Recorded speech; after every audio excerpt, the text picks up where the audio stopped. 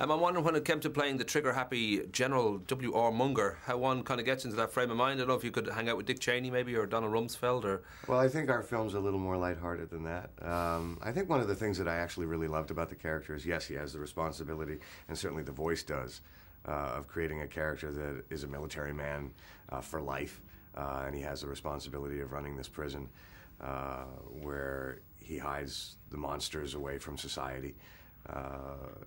But I think he has a great deal of compassion for them. I think he realizes that they're not violent and they're not a big threat. Their greatest crime is just simply being different. And he's charged with the responsibility of keeping them away from everybody else.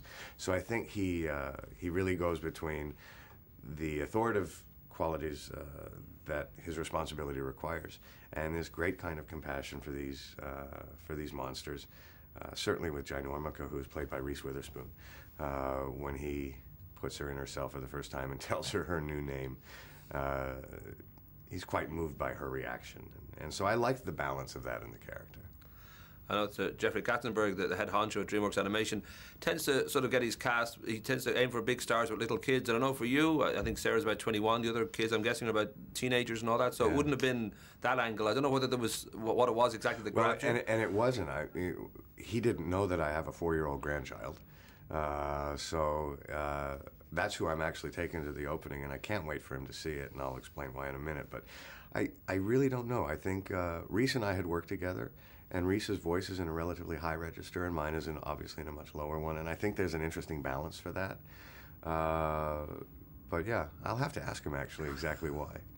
Congratulations on being a grandfather. I had no idea. Oh, thank you, yeah. You know, my oldest daughter married a boy from Scotland in Edinburgh about 5 years ago, and they have a young boy named Hamish, and he's almost 4 years old.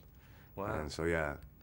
I was just looking over your CV last night, and you know, you've been in this particular game for quite a while. I think Max Dugan Returns in '83 was your first kind of screen thing, but given that 24 brought a whole kind of new sort of level of fame, I don't know whether being probably mature enough to sort of handle it was handy, but I don't know whether it kind of took you by surprise just at that stage in your career to suddenly be onto something that was so... Well, I've been doing it long enough that you certainly don't expect the kind of genie in the bottle that 24 became, and because you're aware that so many different elements have to come together, and almost all of those elements are out of your control.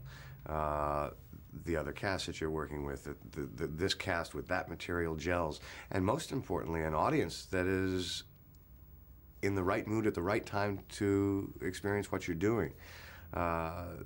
Those kind of intangibles are very difficult to kind of corral.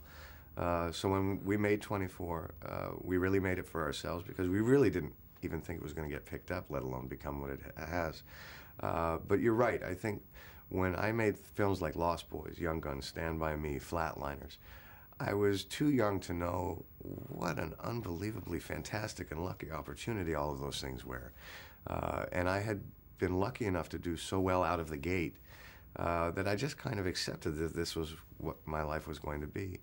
And certainly by the time I started 24, my life had been tempered by some serious slides in my career, so that when it actually did start to do well and people started to respond to it the way they have, I was just unbelievably grateful for that opportunity. And it made myself and the rest of our crew and cast work that much harder, because we really did understand how lucky we were to be in this position. I wanted to ask about the fact that your father, Donald, you've never really sort of had that trouble, I think, of being in the shadow, because it never seemed to be hang over you. No, people didn't really mention it. They just looked at what you were doing, and it seemed to be that you escaped. Sometimes people sort of suffer from that, but because the time is so tight. I know he was in Ireland for puffball, and I don't know whether you yourself have ever kind of made it over for any great length of time or managed to... I have, actually. It's the first trip. I was never a great traveler. Well, almost all of the traveling I did was for work, and I was about 26 years old, and I was kind of embarrassed by that. And the one place I'd always wanted to go was Ireland. And so I literally got a backpack, got on a plane, had no plans of where I was going, ended up in a restaurant that was owned by Bono's brother in Dublin. And I had met Bono in the U.S. before, and he came by. And it was just one of those fantastic 3-week trips. I went, started in Dublin, went down to Dingle, went back up to Galway, all of the towns in between, stayed in Limerick for 3 days, which everyone thinks I'm crazy, but I loved that town. The Olympics were on, and one of my favorite stories ever. I was sitting next to a guy in a pub, and he had a tracksuit on from the Olympics, and I said, "Wow, that's pretty fast. You got that? You know, I didn't think they were selling those yet." And he said, "I'm on the Olympic team." I said, "No, you're not. The Olympics are in Barcelona or wherever they were at the time." And he said, "No, I am." And the bartender nodded, and I said, "What event?" And he said, "Swimming." And I looked up at the TV in the pub, and they're swimming right there. I said, "No, they're swimming now." And he went, "Well, I didn't do well, did I?" So he'd been kicked out in the first round. And so he and I shared the better part of an evening together. And I just had the most wonderful time there. Rock and roll. It started me traveling a lot more after that.